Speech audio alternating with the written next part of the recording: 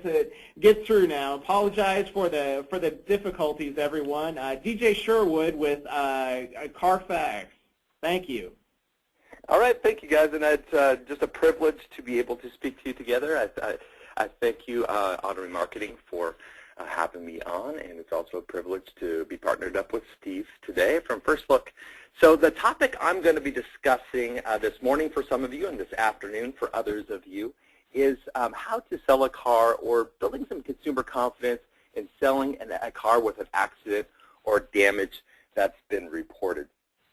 And you know, some sales associates might be a little bit reluctant to really show a report like this that has an accident indicator, the triangle with the exclamation mark there at the top. You know, one of the reasons we put this information at the top of the report is because this is the #1 concern that consumers have when shopping for a used vehicle. It's whether or not the car has been in an accident or there's been damage reported. So we identify that. Most of your inventory, you guys know this, most of your inventory is not going to have an accident on there. But for those rare cases in which there is an accident, this is reported at the top. And so as there are sales associates that might be reluctant to show that Carfax report with a vehicle that has an accident or has been an accident that's been reported on it, we say be upfront with it, because customers today, you guys know this, is they have so much access to so much data online, and more than likely they've seen the Carfax report somewhere out there on AutoTrader, on cars, on your website, on different sources that you actually advertise your vehicles. They've probably seen that Carfax report, or even on Carfax.com somewhere before. So just be upfront about that accident piece. And for some reason, someone at your dealership, they decided to stock this vehicle in, and put it on the front line. So there's got to be a story that's told. And so that's the biggest missing ingredient, is with an accident vehicle, it's actually telling that story. And that's really what we're going to identify today and build some consumer confidence. And you know, a story, it's going to paint a picture that's going to help you build consumer confidence, build that confidence that you need with that customer, with that consumer. And of course, a lot of us know that confident buyers, they buy cars, and sometimes they're more apt to spend a little bit more money for those cars if there's a story behind it, if they know the details behind that story. So take this 2010 Chrysler Town & Country. We're going to kind of go over this in the report of a vehicle just like this, very similar to this. This is how you see it. You see it clean, without a scratch. It's been the recon. You've done a lot of things to this vehicle to make it frontline ready. But a customer, not always when they see a report that's got an accident, that's not the picture they always see. They may see something like this. It's been rolled over 16 times. All airbags have deployed. It's just a wreck. And so being able to tell the story, or really taking the time to detail out the story, is going to be important. And by definition, a story is a narrative. It's designed to interest, to amuse, to instruct, either the hearer or the reader. And so it's important for not only to talk about this, but also in some of your listings online, is be able to tell a little bit about the story behind that vehicle, especially if that car has been in an accident. So as we go through, you see a report like this on this Town & Country, we can't stress enough to tell the story behind it. And I've got 10 ways in which you can use, and there's so many more ways where you can build confidence with a consumer on an accident vehicle, but I've got 10 ways to really just kind of identify those things for you. And the first of which is look at the ownership. Ownership is important for the customer. The vehicle, if it's one owner, if it's multiple owners, but on this one specifically, it's one owner. So highlight that information. You can see that in the ownership history, and then right there at the top of the report to really show and be able to specify the ownership as part of building value, building consumer confidence. Then also, what type of vehicle was it? Was it a corporate vehicle? Was it a fleet vehicle? Was it a vehicle that was purchased at auction? Was it all those things come into play, which could help you with the story and help you with your narrative as you go through talking about this specific vehicle. And so use ownership as part of that, and that's the #1 thing. Number 2 is look at the service records. And I can't stress this enough of how important this is for consumers today. I talked about the #1 concern customers have when shopping for a used vehicle is accidents. Well, the #2 concern is they want to know, has the vehicle been well maintained? Has it been serviced in the past? And most of you, I'm sure, on this line have access to our service network. where we actually put your data on the Carfax report. And even if you don't, there's so many service records that we have on reports that are out there in the marketplace today. In fact, we've got 2.7 billion service records on reports today, and that's ever growing. And so that's something that you can use to really build confidence, especially if you look at service records, maintenance done after the accident. And so look at that, identify those, and just be able to highlight those with the customer to build value there as well. The third thing is using your certification. This is probably top on the list. This really isn't in any order on these 10 ways to build consumer confidence, but really using your certification, your inspection process with that vehicle that's been in an accident, and really highlighting that information. One of the ways that we at Carfax help you do that and help you brand that is by putting your certification on the Carfax report. A lot of people don't know that we do this, but once that vehicle, you've put it in for certification, we've got the information from the certified pre-owned manufacturer, from Chrysler in this case. And so we put that right on the top of the report to highlight that. If you were on the computer looking at this report and you clicked on that Chrysler Certified Pre-Owned, it would take you into the detail section where you'll actually get the top 3 bullet points of that certification and what it includes.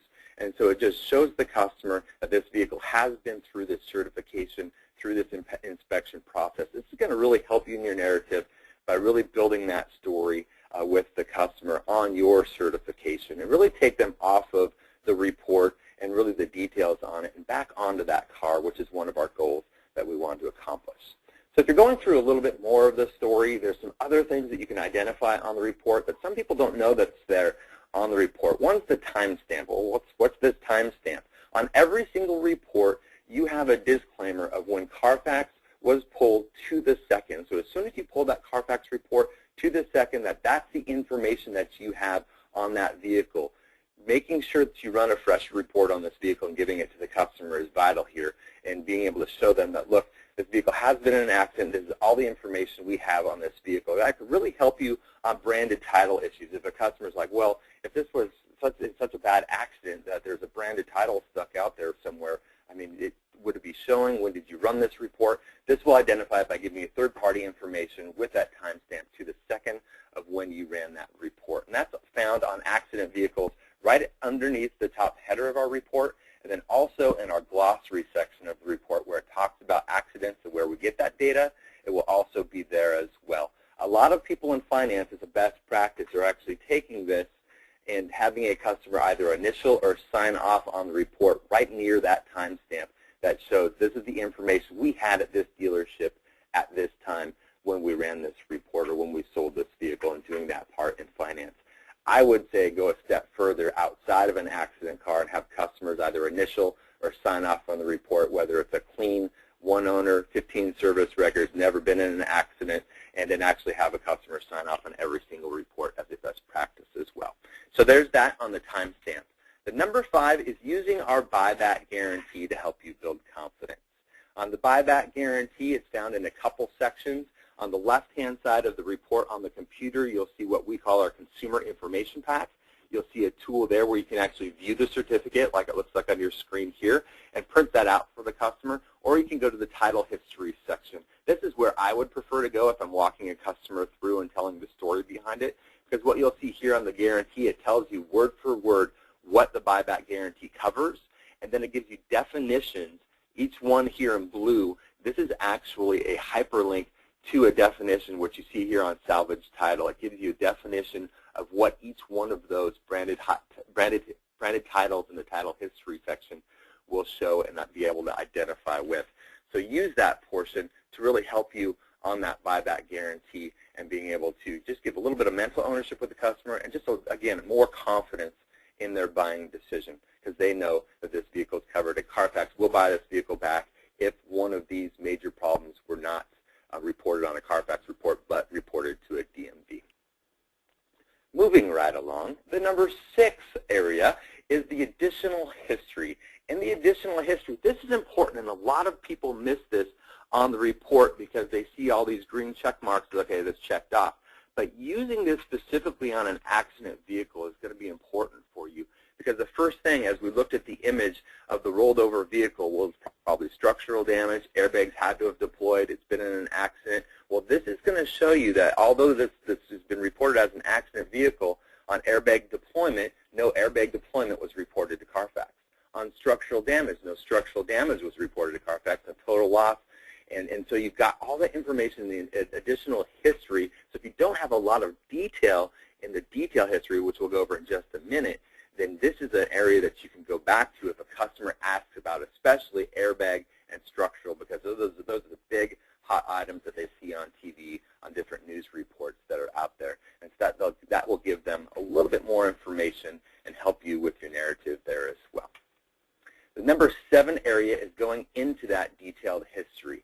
Now, there's not always a lot of information here in the detailed history. We would love to have more and more, but all we can do is go out and educate those that actually report data to us and give us more detail behind it. In this one, this damage report out of Wisconsin, you see that the vehicle was involved in a sideswipe collision, and it hit a motor vehicle. And so you have a little bit of information there, but using all those other things that we've already talked about is going to be really important to really tell that full story behind what really happened to this vehicle. So this does give you some information as the accident was reported, sideswipe, so that's going to change the mental image a little bit because now it's not rolled over 16 times, it's not upside down in the middle of an intersection. It's now, okay, this was involved in a sideswipe collision. And so that's going to be able to help you in that detailed section. And you may have other things there where it was a fender bender, things like that that may be in that detailed section of the report.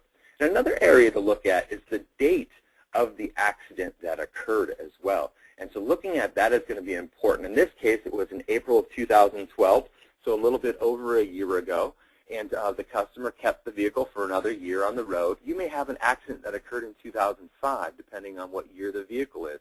This accident could have occurred on a 2010 and 2010, and the customer kept it for another 3 years, 30,000 miles. And so being able to talk about that and tell the customers, like, because everybody knows that something's happened to their car, and there's been some type of incident with their car, and so but they've kept that vehicle throughout how many ever years they did before they traded that vehicle in. So using that date, looking at it, could be something that's helpful on that narrative that you have with the customer.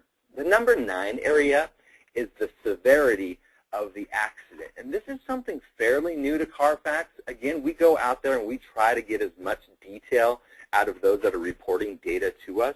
So we've got what we call the Police Crash Assistance Team, and they're out there into local municipalities trying to gather more detailed data on police-reported accidents, going into local government offices, state offices, and telling people why it's important, not only for our consumer but for our dealer partner, that it's important to have more detailed information. And one of those ways that we do that is getting severity put on the Carfax report. There's about 20 states right now that are actually adhering to this, as a police report is required to have some sort of severity put on the information that's being sent to Carfax.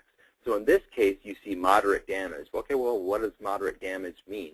You go to our glossary, and as you see here on the Wisconsin police reports, you got severe totaled, moderate, minor, no damage with the definitions. Take the customer there. So when it says moderate damage in the detailed section, then talk about what the definition is there in the report and what's been reported to Carfax. And so that's going to help you in a lot of cases there on that severity portion. And if you have questions about where can I find that severity, is it in my state, then definitely shoot me an email and I'll find out for you if your state is included in that. But you guys get inventory from all kinds of different states, so you're going to be seeing this information on the report as you're looking at it and walking through it with the customer or taking that vehicle in at acquisition. You'll be able to see that as well. And so that's a added plus. And so one of the things that we're able to do now that we have some of that severity is when a vehicle is coded or put in as minor damage reported, we're able to change the icon off of that yellow triangle with the exclamation mark to this car with the magnifying glass, really showing the customer that minor damage is reported looking at a magnifying glass, and it's really hard to find where that damage occurred because it was so minor. And then the Carfax pops up and says minor damage is usually cosmetic. Keyword there is cosmetic. So a little bit of makeup, a little bit of touch-up, and scratches to that vehicle body. So that's another way for us to be able to tell a story behind a car that's been in a minor accident, if that were the case. So moving through to our last section of the 10 ways to build consumer confidence and helping you tell a story, build a narrative inside that accident vehicle is our price adjustment. And a lot of people don't understand what this is. If you look at our glossary, it tells word for word what this price calculator or Carfax price adjustment is. It says accident, service records, number of owners, and many other history factors can affect a vehicle's value. The Carfax price adjustment is a tool, and it analyzes millions of used car transactions to measure how the combination of all the information reported to Carfax affects the value of a particular vehicle. And so what you do here is you've got a section where you have a live box, you have control over the retail book value of that vehicle. And as you go through the process of how this tool is intended, you've got your listing, what a customer sees, what your internet price is, what your listing price is. Don't put that number in the retail book value, but use the book that you're used to using. Use the Kelley Blue Book, NADA, Black Book, Gallups, whatever you're using there. Put that retail book value in that left-hand side of that box. You're in control over this number and what that retail book value is. You know that vehicle more than anyone else. You know what's been done to recon, maybe some upgrades, some things that are on that vehicle, some options that are on that vehicle that they're just not going to be able to punch in, put in if they're looking at one of those pricing tools online. So by putting that number in and just going to one of those book values, I went to a prominent one, got $21,995 as a consumer. You look at the Carfax price adjustment, when what I just said, all those millions of transactions looking at this specific vehicle, what are customers paying in that marketplace for this vehicle based on the history of the car? How has history impacted that buying decision? In this case, it's $800 less than retail book value in this area, and that's what customers. This helps you create a ceiling on an accident car. So if a customer comes in and says, hey, I want $2,000 or $3,000 off this car because I read it online somewhere, this is how I'm supposed to negotiate, and I really want this. It's been an accident, and this is what I think of the picture. Now that you've told the story, you've gone through those things, and then you can come to this price calculator and show them that this is what customers are paying for this vehicle in this marketplace, less than retail book value. So let's calculate this for you. Retail book value, the Carfax price adjustment, and as you can see, as that adjustment comes out there on the retail value of that vehicle, it is actually higher than the internet price here on this vehicle. So this is going to help you. This is a tool that we built just for our dealer partners to be able to help you justify what your asking price is or hold gross on that vehicle. But better yet, using a third-party a company like ours to use documentation over negotiation to help you with that negotiation by relieving some of that, by being able to not only tell a story, but then show the customer how you came about the price you did and be able to justify that price. So lastly, I've got everything that I talked about here in building this. One of the things you can do if you're a manager on the phone today is go through a classroom exercise. I go out and I do these live seminars and talk about accidents, talk about a whole host of different things.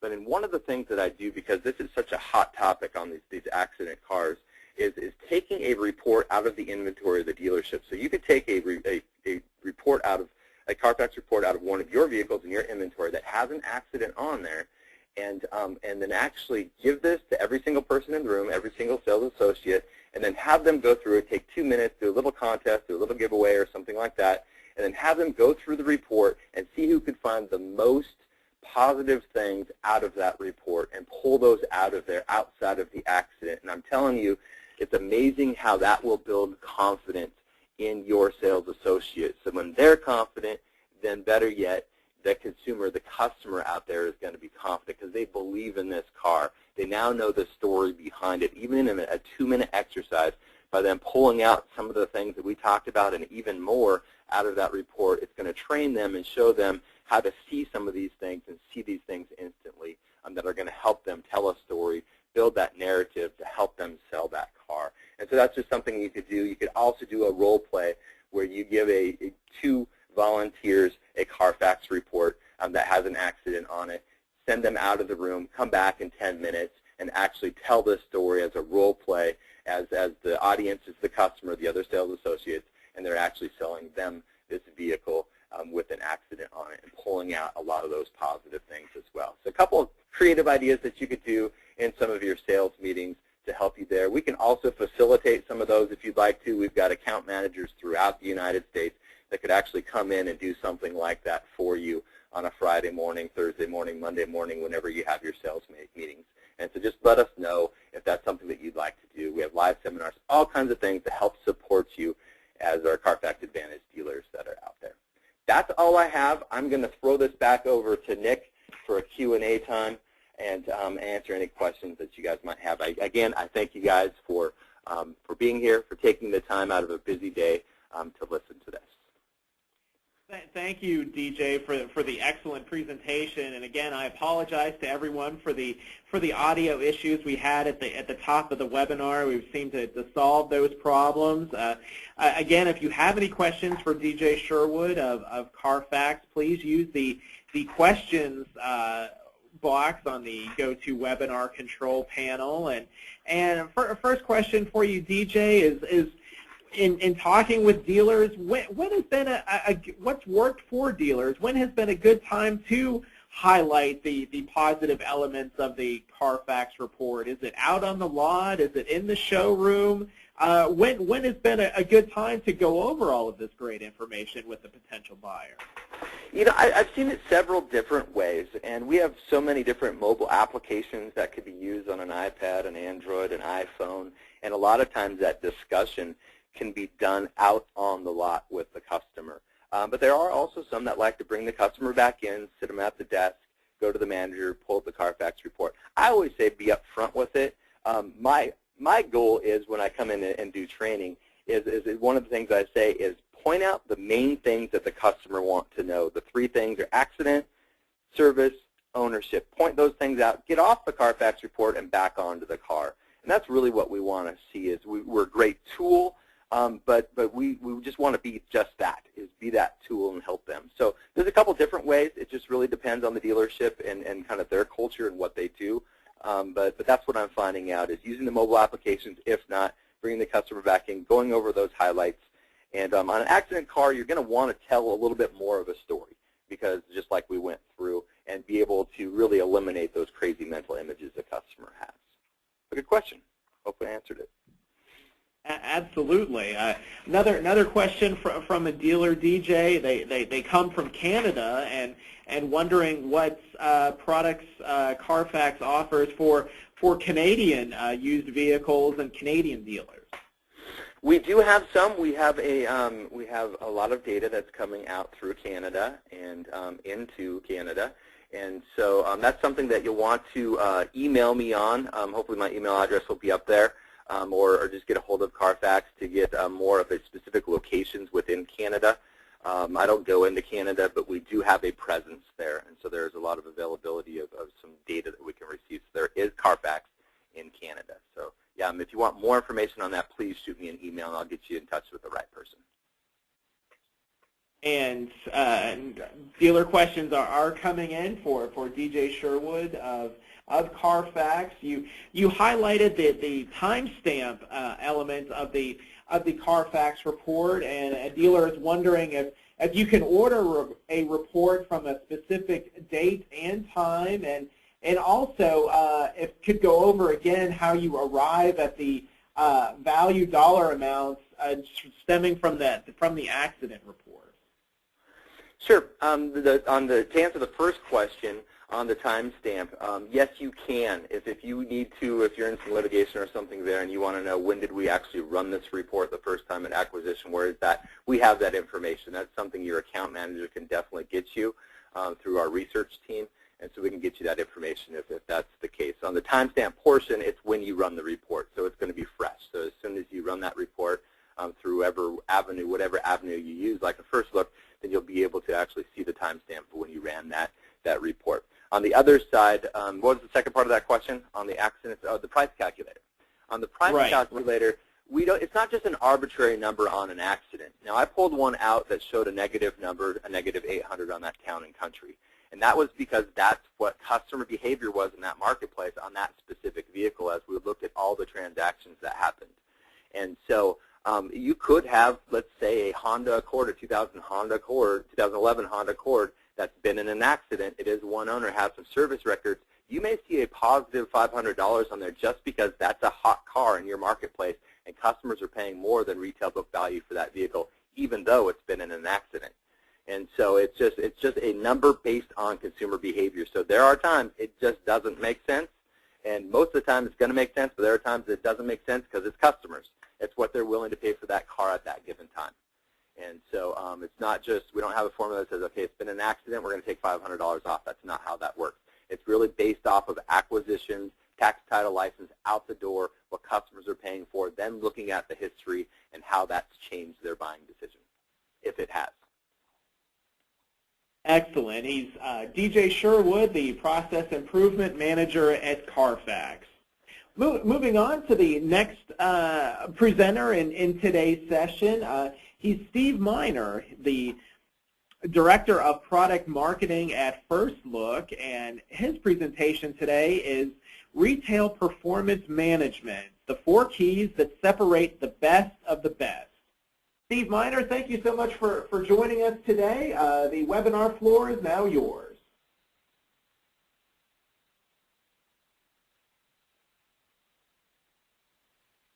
Well, thank you very much, Nick, and thank you to Auto Remarketing for the opportunity to chat with everybody today. And that was great information that DJ shared with us, and we have a great relationship with Carfax, so it's always interesting to hear about the new things going on there. What I wanted to share with everybody today is really around this whole idea of creating world-class auto retailers and retail performance management. We do workshops all over the country, be it with our current customers or even people who aren't customers of ours, and really digging into the kind of these fundamentals of what we can really do to kind of move the ball forward. And the kind of things we want to discuss today is, what is retail performance management? Maybe how is that a little bit different from the traditional inventory management you may be used to? And what are these best practices of the top automotive retailers from around the country? And then we'll take any questions that anybody does have. So, how do we pull in all of these best practices and things like that? And over the past 10-plus years, we've worked with everybody from single-point stores to mid-sized groups to the largest groups like the Hendricks and the Penske's and the Lithias to foster a culture of what we call innovation through collaboration. And really what we do is, rather be the opinion of one person, we're really kind of pulling from the collective successes of all of the top retailers out there, and based on that, we both embed that stuff into the product, but we also try and push that thought leadership out to the industry, and that's kind of really where these best practices are really coming from. Based on where we are today and what conventional wisdom is suggesting that we're trying to combat is, hey, cars are commodities, take less on every car. Some people think start every car at 96% of the market, and really in order to be successful, you have to just sell cars cheap, really fast, and that's really the only way to do it is to increase the volume and sell cars for little money. And the impact on that's pretty obvious. There's a number of them, but really the number one is eroding gross profits, which is a huge concern for GMs in 2013. Is really this whole idea around, my money's going away because, that being kind of the rat race that we're in. The irony in this is a recent study came out that said only 23% of consumers rank price as their #1 buying criteria, while 77% rank value. Now, this certainly doesn't suggest that price isn't super important, but it's price to value. They're not concerned about the cheapest price. They're concerned, am I getting a good value for what I buy? So this is all about how do I make sure that I sell that value at every step of the process. And what really separates the best of the best, these 4 kind of key pillars that we'll talk about to maximize gross and turn, are visibility first and foremost. And this is probably the most important one. The top automotive retailers are maniacal about having visibility into each component of their dealership operations. The next is best mix. So this is both, hey, yeah, what should I stock on my lot? What are the right things to have there? But it's also around, how do I source it? Maybe non-traditional ways of getting that inventory that, that's going to be a little bit different. Then value pricing. Again, not just treating everything like a commodity, but how do I price to value to make sure I'm maximizing that gross potential?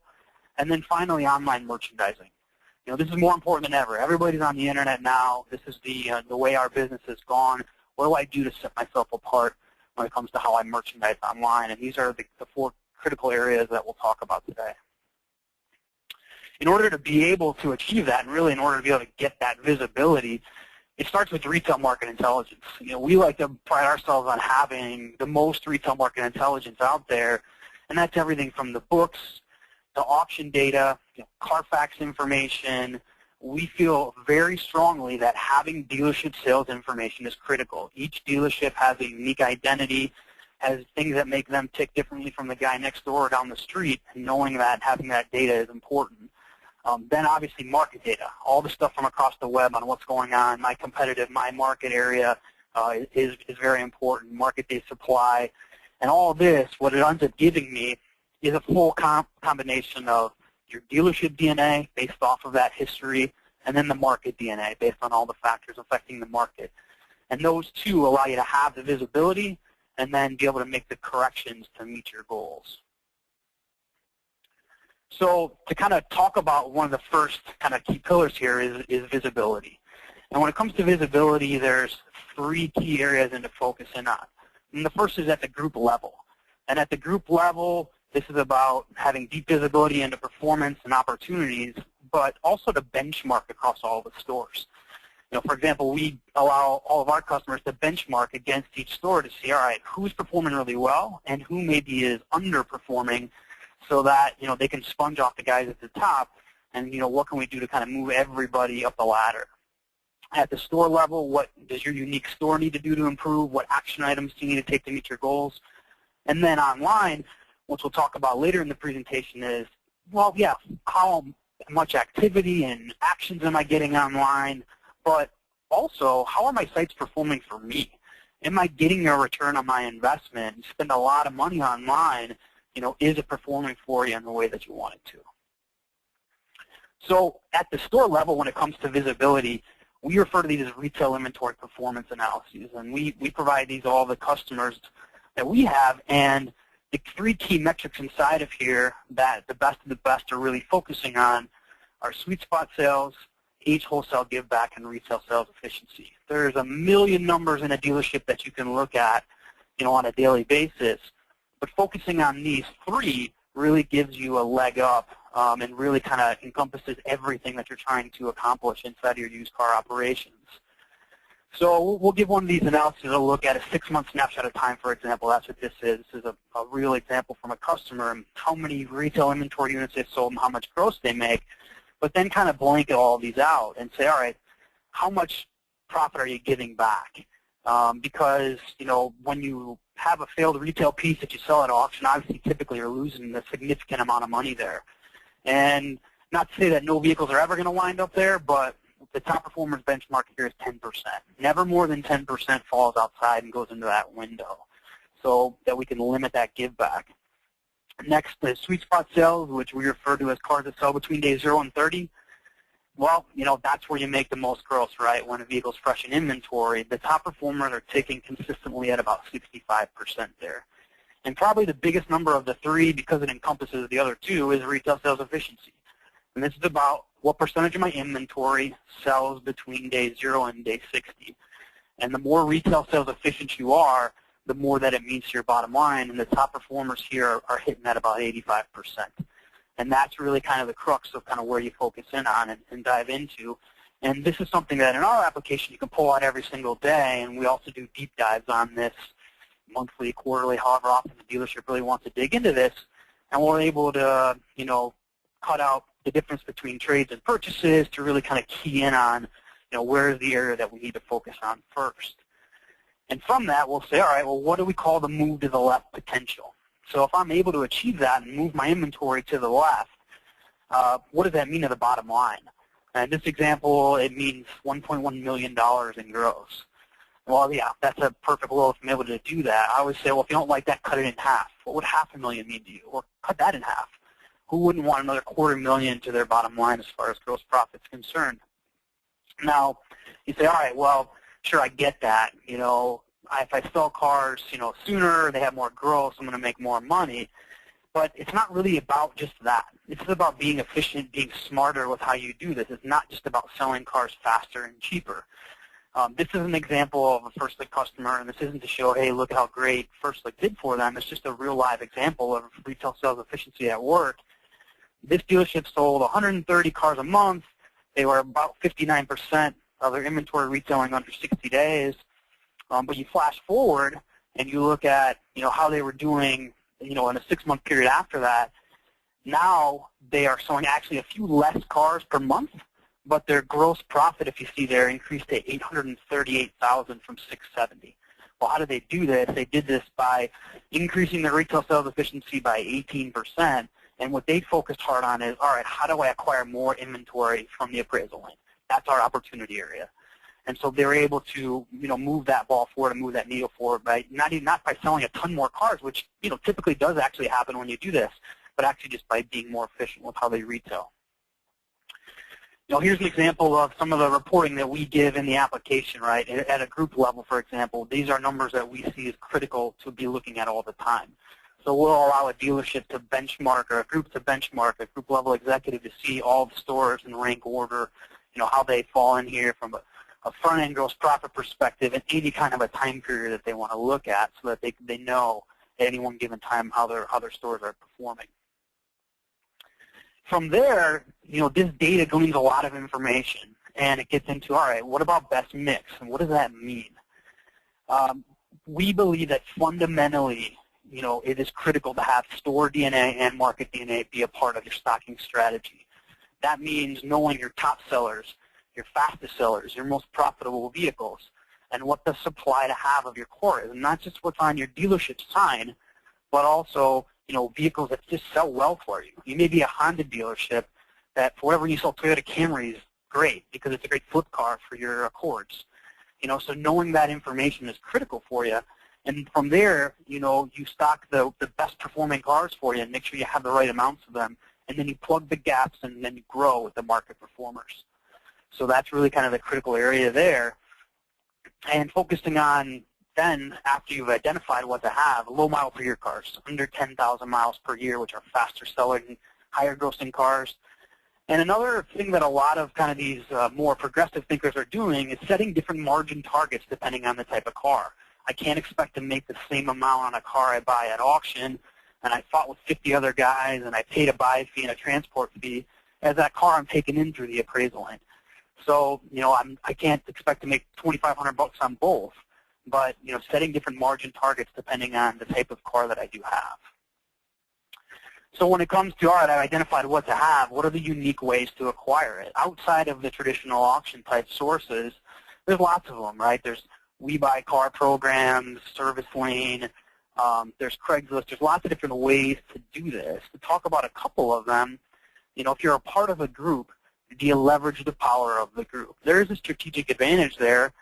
And do you trade inventory between stores? Something that can be facilitated by a group level person who distributes inventory, facilitate an internal group auction, or if you got people who play nice in the sandbox, work it out between the managers at each store where they're just shifting inventory back and forth, between each other. We allow this to happen through our application, but a lot more dealerships are warming up to this idea across groups, because it makes sense. Why would you take your hard-earned retail inventory and for whatever reason it's underperforming for you and give it to your competition at the auction and pay a sell fee and all that, when you can keep it in the group and have it be holistically better for everybody? When it comes to these We Buy Car programs, a lot of people do this or talk about this. The CarMaxes of the world have done this forever. But a lot of people dip their toe in the water here, but they don't actually jump all the way in. And the answer is, why not? For example, do you spend a significant amount of advertising dollars on TV, print, radio, or newspaper? Well, the answer is typically yeah. 77% of your customers come to your dealership because of the internet, or they got a referral from a friend or a family member. However, the statistic is that 75% of a typical dealership's advertising dollars are focused on traditional advertising, not on the internet. Now, that's not to say that traditional advertising mediums can't be super successful, However, why not reallocate some of that spend towards promoting a program? Well, hey, I'll buy your car even if you don't buy one from us, and really pushing that as a part of your culture and a part of your dealership offering.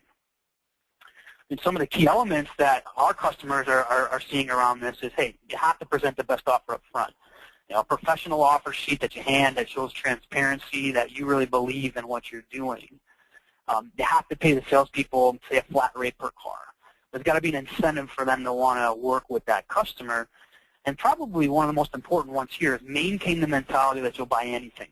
That includes both retail pieces and a $200 sled. And the reason that a lot of people kind of shy away from this is, I don't want that $200 wholesale car. Well, the answer is yes, you do. And the reason is you build up a tremendous customer database from this. You give them a great experience, show them, you know, the class act that your dealership is, and they're going to want to buy a car from you when they are ready down the line. But also you're building up that CRM, that database with customer information and more people that you can market to in the future. Some people said, well, how do I do this? How do I, you know, I can't afford to do this, and I don't have a person to do this. Well, if you toss it on the used car manager, you're probably right, you know, because they've got a million things that they're focusing on during the day. But for lack of a better term, you hire a dedicated or promote a senior salesperson to a dedicated lead buyer. They appraise all these types of customers. They work the trade manager to try and milk deals. They conduct saleable walks, and they help create buy plans or search for cars. And ultimately, they're paid off the success of the cars they buy. So the gross those generate is actually, you know, what funds the program. And we have dealerships making tens of thousands in gross a month off of having a person who this is their primary focus. And it can be a definite source of a lot of gross for you. So, you know, moving that to the next piece, which really is, all right, now I've got the right inventory, I've sourced it the right way. Well, what's this whole idea? How do I value price versus just, you know, focusing on selling cars fast? Well, again, seemingly progressive thinkers, some of them out there very simply stated, used cars are a commodity. That's just the nature of where we are. The only way to be successful, sell them cheap, sell them in high volume. Now, 5 to 6 years ago, consumers visited 6 dealerships. Today, they visit less than 2. This does mean that it is critical that we are priced appropriately. But the key here is, how do I maximize gross in turn? And you do that through value pricing. And at the end of the day, you do have commodity cars on your lot. And if I want to identify what those commodity cars are, you know, yeah, they've got a high number of listings. It's a replaceable car, a rental ride, a program car, you know, something that, you know, I have to be priced right on from day one. And these are cars that you can turn quickly. And, you know, you don't make a $25,000, $3,000 gross on maybe. Maybe you make a $1,000 gross on, but you can go scoop another one up tomorrow with great ease at the auction. On the other hand, though, you do have a tremendous amount of gross cars. These are your low mile per year units. There's a low number of listings, unique options, unique trim. These are cars that really you can make up that gross on at the dealership, and it's all about, again, the data and digging into the data. There's no black box that's going to automatically tell you how to price cars. You can't blanket prices at 96% of the market. You have to, you know, put your eyes on the data and determine for yourself which type of car that you have. And this is about digging into the market-based supply, looking at the number of listings and the average mileage versus how many miles are on your car, and looking at the competitive set so that you know right now in your marketplace who you're competing against and where they're priced at, so you can slot yourself in there to be value priced. Not to be the cheapest one, because if you're the cheapest, people are wondering maybe what's wrong with my car. Or unless you're paying a ton of money to be alpha or to be, you know, way up there in say, Auto Trader, you might be buried on the last page. It's to be, how do I get slotted in there at a competitive level? And then to sell the value and to really kind of push you across the finish line, it's how do I merchandise that car? What am I doing to set myself apart from everybody else out there? Because right now, as we're standing here, there's 50 million ads online. How do I separate myself? And this is all about how do I merchandise and what do I get across that's important to the consumer. Telling them that the car is, you know, a great Sunday driver that, you know, grandma drove to and from church and that's all, that doesn't build that transparency and trust. I need to know what are the critical things that a consumer is looking for out there online, and that's identifying the Carfax information. Hasn't been any accidents. It's a buyback guarantee. It's a one owner. You know, talking about the crash test rating, expert reviews and awards. And how about your certified programs?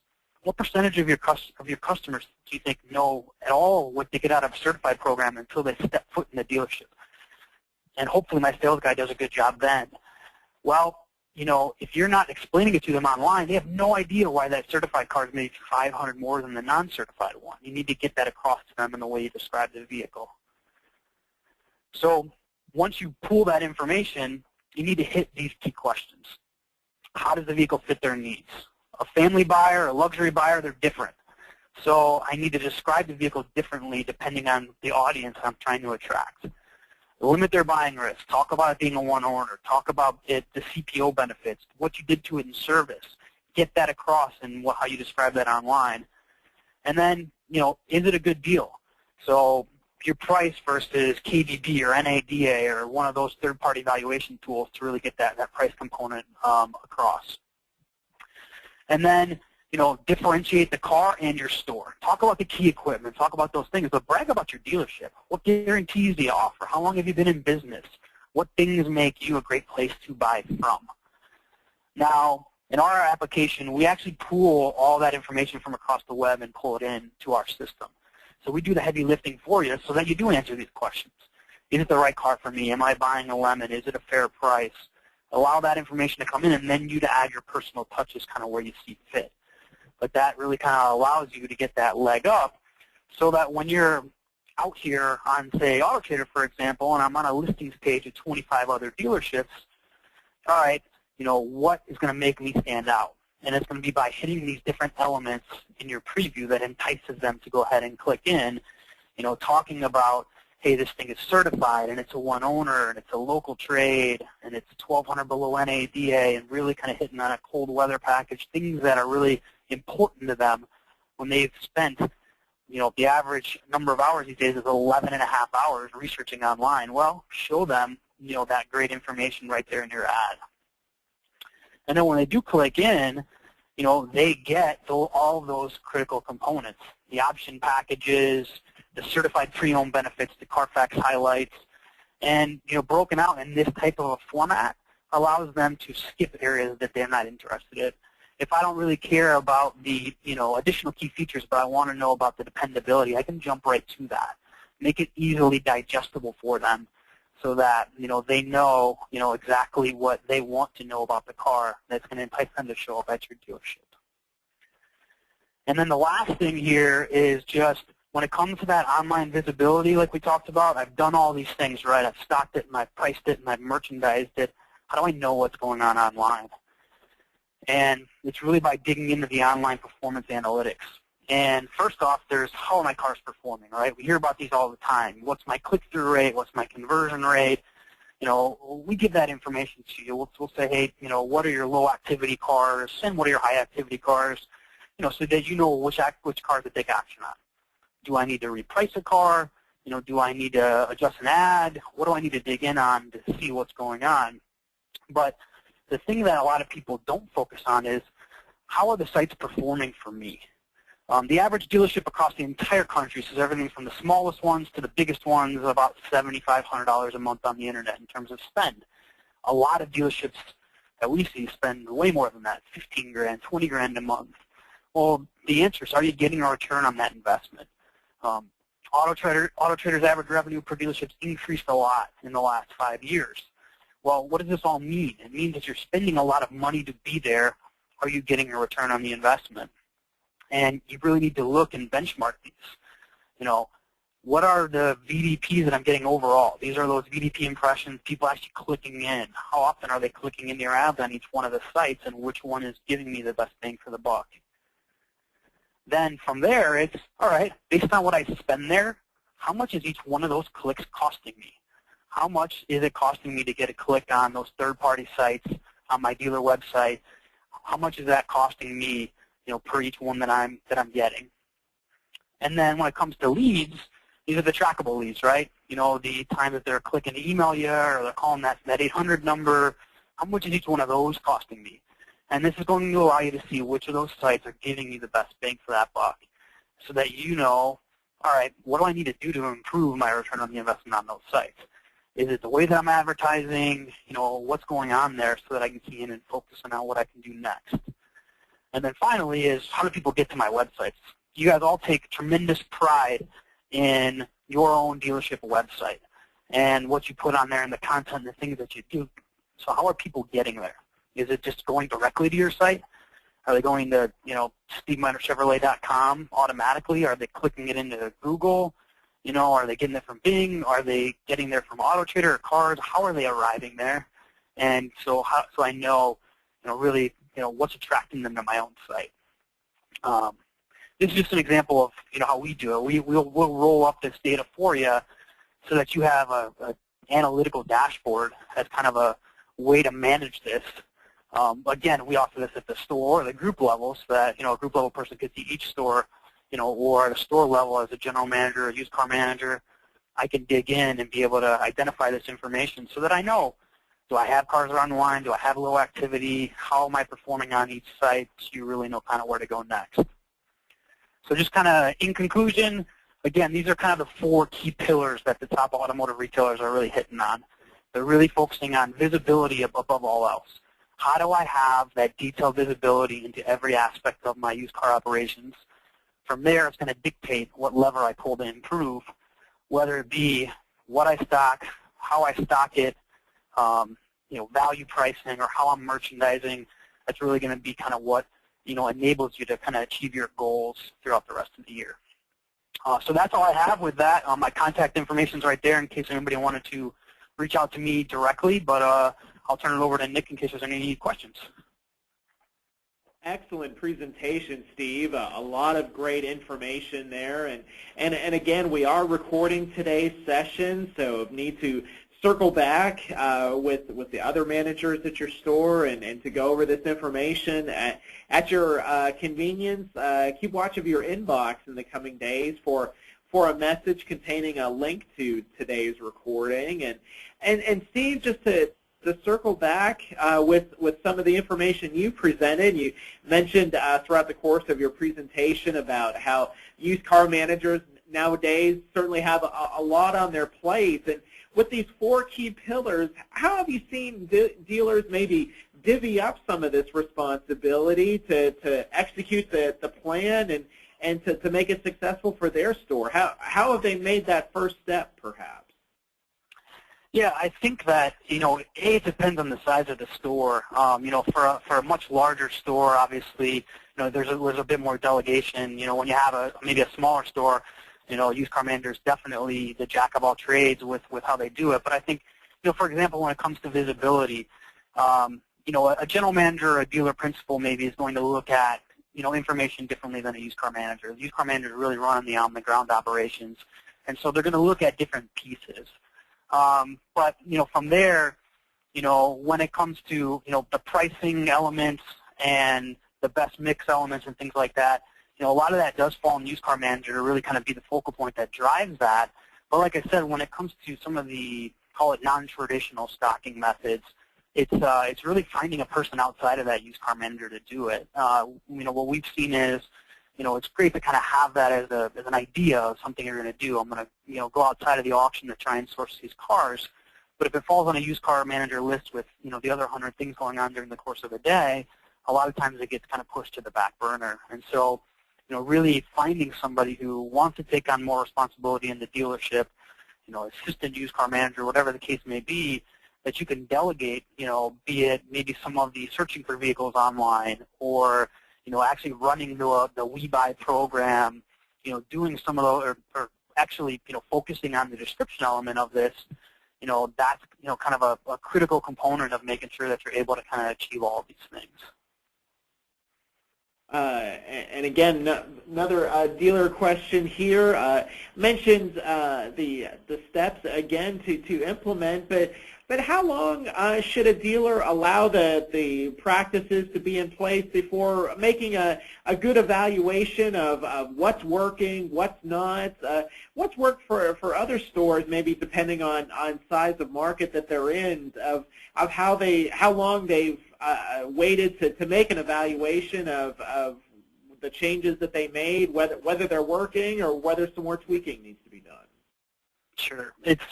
it's not overnight, I mean, you're not going to, implement one of these things and then, next week, now some of them you're going to realize, right? The internet's immediate. So changes I made to how I do my ads or how I price my cars, things like that, the internet's immediate. The changes I make go on there the next day. So, that kind of stuff you can see immediately. As far as the practices are concerned, around, say a We Buy type program, and things like that, it takes, a couple months for somebody to really hit their stride. So we typically, really do a deep dive analysis on this, where we dig into that retail and inventory performance analysis with our dealers and really kind of focus hard on it, typically, once a quarter, because that's a really good gauge of kind of, all right, you started here and you wound up there, and allows you to pinpoint which change it was. You're not going to implement all these at once. So the key is you look at whether it's, your dealership's information, the online information, and based on that, you're able to find, one or two kind of focal points that you're going to attack first. And so you take on one of them, and you're able to see then, what kind of an impact that has on the dealership. But it takes it takes probably 2-3 months, once the process is in place, for you to really kind of see the the true fruits of your labor. Very good. That's Steve Miner. He's the Director of Product Marketing at First Look, the second of our two presenters.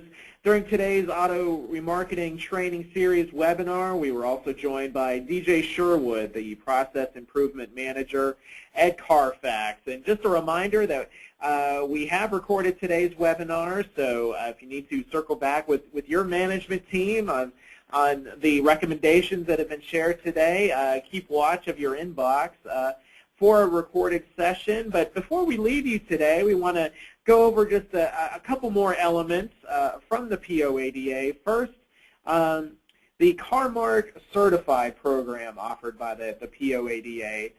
2 flexible warranty options for your non-factory inventory. A 72 100,000-mile limited warranty for cars up to 60,000 miles on the odometer, and also a newly introduced program, a 1212 limited warranty for cars up to 100,000 miles on the odometer.